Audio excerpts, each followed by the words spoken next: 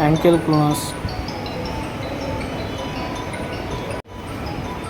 Ankle clonus, ankle ক্লোনাস,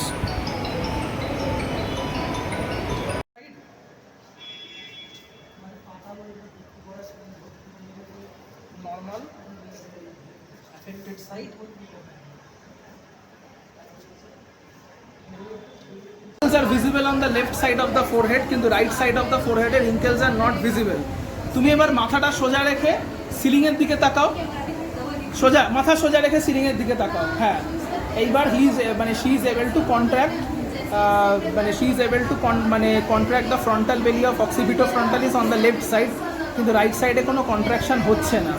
আচ্ছা, চোখটা জোরে বন্ধ করো, চেপে চেপে চেপে চেপে, আমায় খুলতে দেবে না, খুলতে দেবে না, আমাকে খুলতে দেবে না।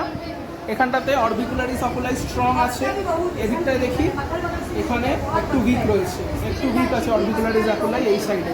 আচ্ছা আচ্ছা, এবারে গালটা ফোলাও তো, ফোলাও ফোলাও, ফোলানো যাচ্ছে না।